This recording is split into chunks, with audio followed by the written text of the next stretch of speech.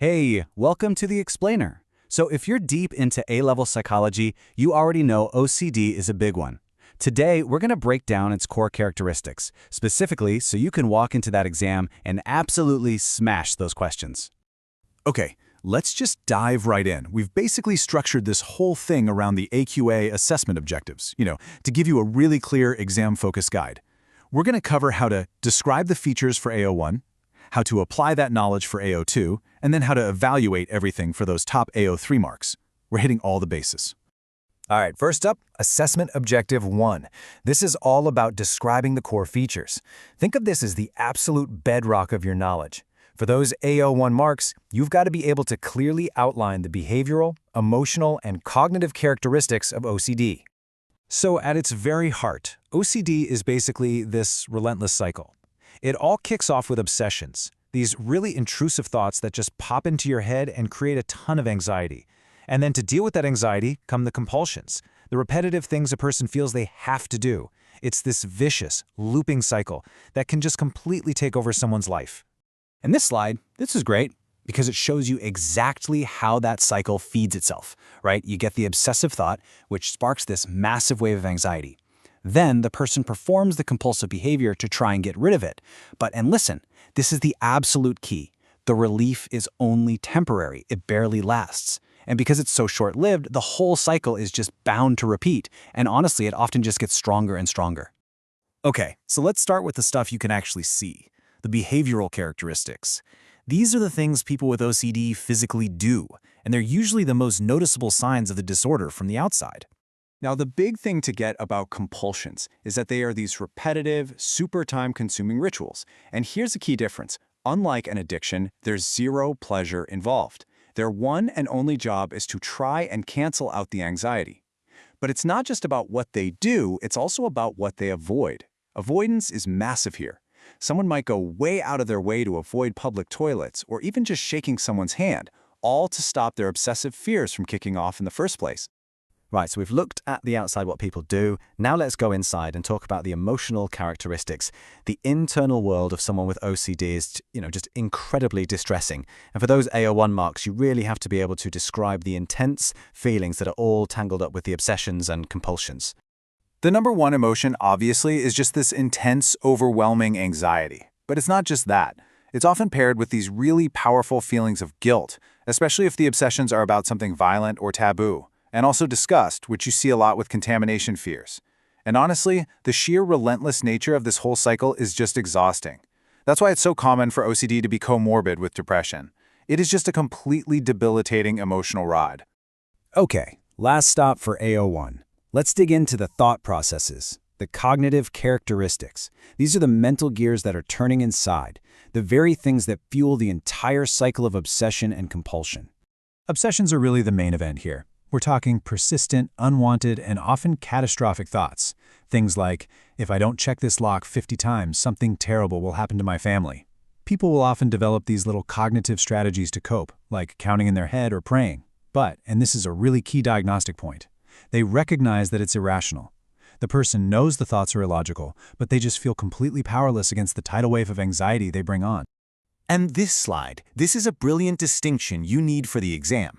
See, we call OCD an ego-dystonic disorder. Fancy term, but it just means the thoughts clash with who the person believes they are. They know these thoughts aren't really them. And that little piece right there, that insight, is what helps us tell it apart from psychotic disorders, where someone might genuinely believe their thoughts are totally rational. That's a huge difference to have in your back pocket. Okay, time to level up to AO2. This is where we see how all that knowledge builds. To get these marks, you can't just list facts. You have to apply what you know to real examples and link it to other topics from the spec. This is how you show you've got a much deeper understanding.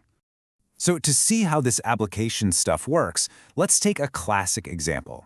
Picture someone with checking OCD.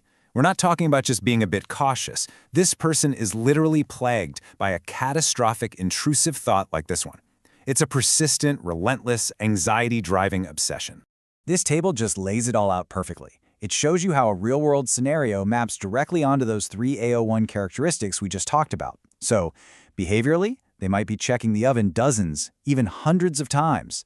Emotionally, they're completely trapped in the state of fear and anxiety. And cognitively, they know deep down the fear is way over the top, but that obsessive thought is just too powerful and it drives the behavior anyway.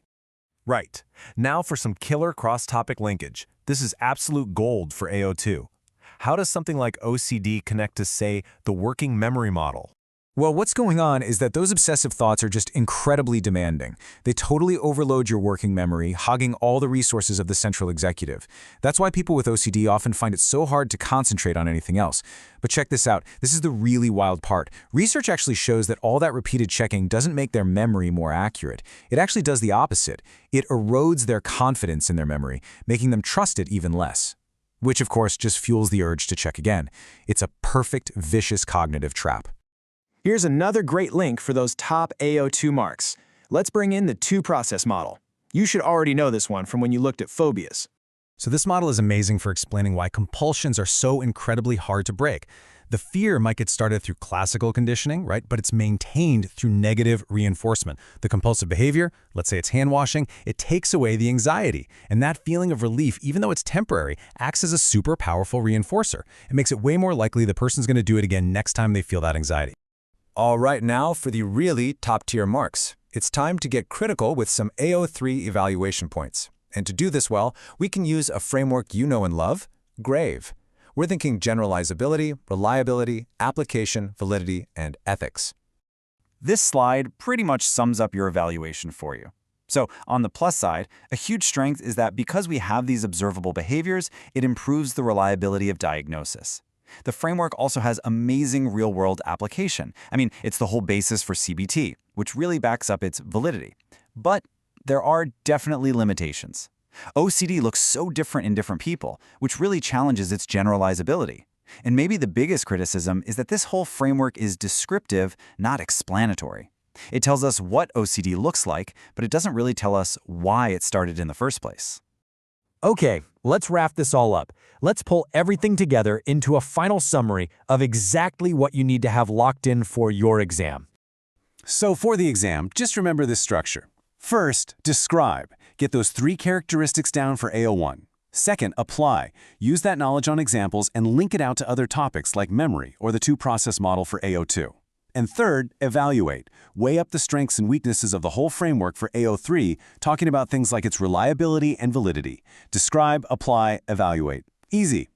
And that leaves us with one final thought, which is a perfect bridge to the next part of the specification, treatments. Now that you understand the what, the characteristics, start thinking about the how.